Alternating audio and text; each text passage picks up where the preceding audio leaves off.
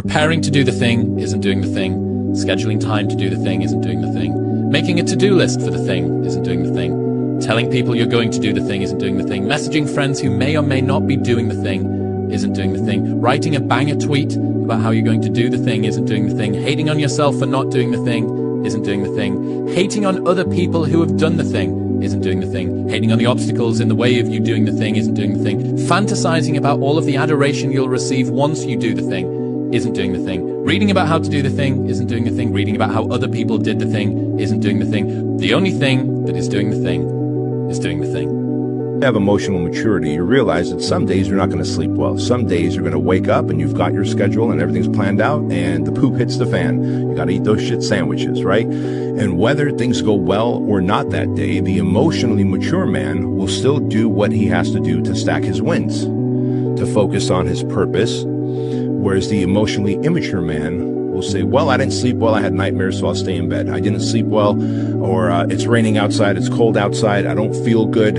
I just woke up and the airplanes hit the World Trade Center, so I guess I have to change my pattern of life. You have to stay the course no matter what. And it takes a high level of emotional maturity because your emotions dictate your motion. The next year is going to go by whether you're doing something about your life or not. The next 10 months are going to go by whether somebody is working to make change or whether they're not. And they may think, oh my God, I'm so far away and I'll never get it under control, or I'm so behind in my bills, or I'm so, just depressed, or everything is so out of control. Well, you know what? You make those incremental changes and then, pretty soon in December you go, hey, I'm way better off than I was at the end of February. So you made little changes and they all added up. And if you don't, by the end of the year, you're just in deeper. So every little bit matters. I actually think the greatest consequence in life is not keeping commitments to yourself. And I think that compounds to, as we talked about, where these beliefs come from. I think it compounds as personal evidence, which is deposited in this instruction manual of who you are and how you behave and how you show up and what you're capable of.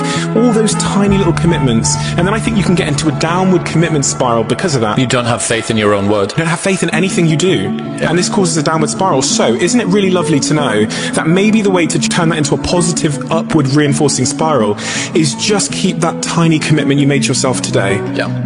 Like, you don't have to move Mount Everest. You don't need to go on a 7-day ayahuasca retreat. How about when you said you were going to get in bed at 10 p.m., you do that? Yep.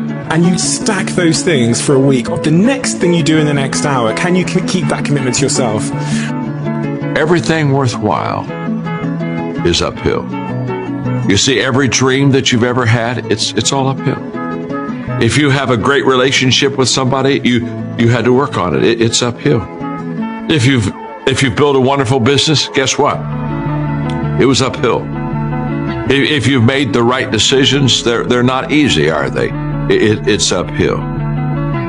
And the only way that you can go uphill is to be intentional. Nobody ever accidentally went uphill. You've never talked to a successful person and said, how did you get to the top of the mountain? And then look at you and say, I have no idea. If they're at the top of the mountain, they know how they got there. Because they had to have effort. It took energy. It took time. Everything worthwhile is uphill. You gotta have your dreams. But let me tell you something, folks. Be careful about your dreams. Be very careful. Because you see, when you dream those dreams, when you write them down, when you put a date on it, when you list the obstacles which you have to overcome in order to get there, when you identify the people, the groups, and the organizations you need to work with in order to get there, when you spell out what you've got to know in order to reach your objectives, when you devise that plan of action, that game plan to get there, and when you write it down, what's in it for me, when you do all of those things, ladies and gentlemen, you're going to be reaching some of those objectives. I can honestly look you in the eye and say that virtually every major objective I've ever set in my life has been reached. And I honestly believe that the rest of them will be reached. And you don't know where to go, start walking. You got to start walking because the perspective's not going to change. You have to start moving forward. You have to start taking steps in order to improve your vision, improve your perspective, change your perspective, make some kind of progress. And worst case scenario, you figure out that you walked the wrong direction. Okay, now taking a walk in the other direction. And that's going to be fine. But standing there lost and not doing anything is just waiting to die, waiting to starve to death. Don't let that happen. Take that first step. Do whatever it is that you thought you couldn't do, and don't be afraid, because that is the most important moment in your life. And then you realize it's not so bad. Okay, people are making fun of me, I failed, but they never tried anything. I at least tried it, and I have an idea for my next one. It wasn't so bad, you know? But if you never make that first step, I don't care, the wisdom of Solomon won't be able to help you, right? You'll always be stopping before you can. So you've got to have the guts to make that first step, and then the doors will open for you. One step at a time, one punch at a time, one round at a time, one step at a time, one punch at a time, one round at a time. Doing the thing in spite of not wanting to do the thing is discipline, right? You don't need motivation to get yourself up to go and do a thing. Make the promise small, build it up step by step. Know that you are going to have setbacks, and this is my favorite rule from James Clear, which is a habit missed once is a mistake. A habit missed twice is the start of a new habit. 85 to 90% of life is just showing up. If you show up, there's a chance something could happen. Show up. There's this huge time delay between when we start behaving in a way that a winner behaves and when we start winning. And the problem is that the bigger the mountain you're trying to climb, the bigger the W you're trying to get, typically the more delayed it is between, between when you start behaving like a winner and when you start being a winner. And most people don't get the fast enough feedback loop to know that they're on the right path when they are taking these first steps in the right direction, because they have this really big goal, but they forget that with that really big goal comes the even longer delay that it takes to get there. Whatever it is that you're pursuing to achieve or create or express in the world, I think a lot of people back out before that happens. The fact that you've been doing this for a world. You don't achieve worthwhile goals quickly or easily. They take time. They take relentless pursuit day in and day out. That's what it takes. It's like a snowball. A snowball starts off very small, but it grows as it adds millions and millions of tiny snowflakes and continues to grow as it gathers momentum, turning into an avalanche that takes the whole mountain in front of it. And so you take an incremental step, and well, now you could lift 55 pounds instead of 52.5 pounds. You think, well, what the hell's that? It's like, it's one step on a very long journey. And so it starts to compound on you. So a small step today puts you in a position to take a slightly bigger step the next day. And then that puts you in a position to take a slightly bigger step the next day. You do that for 2 or 3 years, man, you're starting to stride. Tiny little things repeated over time is what produces dramatic change. And it's like this curve, it's like this very slow curve until it asymptotes up. And everyone wants to talk about the pivot moment when it goes skyward, but the truth is the real work is in the drudgery. Correct. And the difficult, anonymous work of shoveling shit every single day. Have you heard the story of the pottery class? So there's there's a teacher and he's got 2 classes that he teaches. And one class, he says, the only assignment for this whole semester is that you come back with a perfect clay pot. That's it. That's the assignment.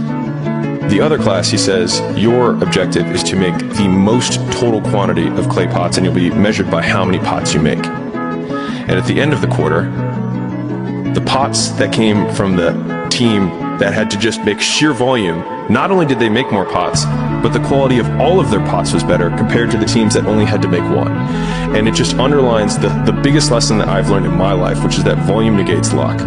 The compound effect reveals the core essentials responsible for the success of every superachiever you will ever read about. This is the bottom line. Success is not doing 5,000 things really well. Success is doing about a half a dozen things really well 5,000 times. You can try to be lucky and pick the one perfect thing and try and make it, but if you don't want to try and be lucky, you can just do so much work that you will brute force your way to figuring it out. You underestimate how the smallest decision can compound into significant differences over a lifetime. The law of accumulation says that everything counts.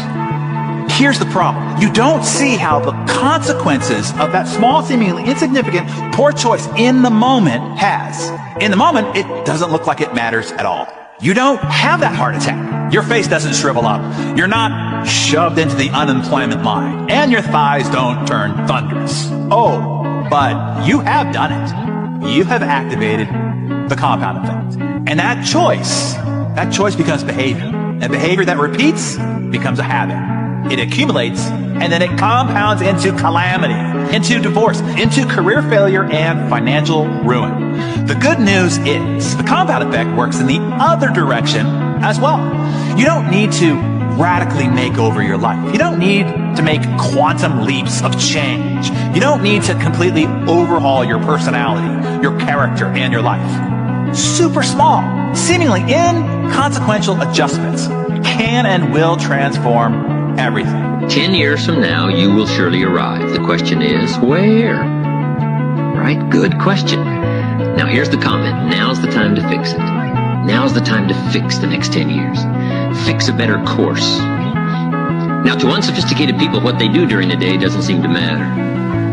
But to sophisticated people, it makes all the difference in the world. The books you read, the actions you take, the disciplines you engage in on a daily basis, those are the activities that are taking you somewhere. The average person thinks of terms of morning or afternoon. The above average person thinks of hours. The successful person thinks of half hours. The very successful person thinks in terms of minutes. They allocate their time carefully. Now the only way that you can do that is what? Is you've got to keep track of what you're spending your time on. 60, 70, 80% of people are not aware of how they spend their time. They think they spend a lot of time in meetings. It turns out they spend a lot of time socializing. They think they spend a lot of time working on reports. It turns out they spend a lot of time on the telephone. They think they spend a lot of time doing important jobs. It turns out they spend a lot of time wasting time. So keep a time log, or just keep a sheet, and whenever you have a chance to look at your watch, write down what you're doing at the time, or have somebody else watch what you're doing and feed back to you how you're spending your time. And then you have to ask, is how I'm spending my time consistent with my major goals, my top priorities, my high payoff tasks? And you'll find that it's not. And you'll also find that you feel frustrated and you feel stressed if you are not working your time on the things that you're supposed to do. Most of us know what we could do to change things for the better. And we spend our time and our energy talking ourselves out of doing those things. And the other thing that I convince people of, because this is so true, it's the littlest stuff. The little things make all the difference. A true change comes down to 5-second windows. Rome wasn't built in a day. We all know that. Everyone hears that. But Rome also didn't fall apart overnight either. It took hundreds of years for Rome to reach its peak, but it also took time, hundreds of years, for Rome to decay and fall apart. And that is representative of life, because you don't achieve worthwhile goals quickly or easily. They take time. Your responsibility is to compete with yourself, is to be slightly better than yourself the next day. Yes. And it better in some way that you can actually manage. And that's humility. It's right. Like, well, I'm a flawed person. I've got all my problems. Could I be as good as person X? It's like not the right question. The right question is, could you be slightly better tomorrow than your currently flawed self? And the answer to that is, if you have enough humility to set the bar properly low, then you could be better tomorrow than you are today. That's why everybody's over here being cool, and I tell people this all the time. There's no future in cool. That's a trend. That's a fad. It comes and it goes, just like dope money. Dope money comes quick and leaves quicker. Okay? We're here for a slow, but a for show. This is a marathon, not a sprint. Paso corto, vista larga, which is short steps, long vision. There's no shortcuts for you, David. I heard him say that, and I just love that as a refrain, which is that a lot of people look for a shortcut. But the idea that you say, like, they're not for you, you don't get to use them. You are immune to shortcuts. I just love it because then it just further shortcuts the path to the work that needs to get done. You know what the difference between winners and losers is? One of the differences, winners take the first step. Losers always have an excuse. Winners say, okay, I'm going to do it, and they do it. They take the first step. That doesn't mean they jump off a cliff. It just means they take the first step. And if you take the first step, the second step will appear, and the third step will appear.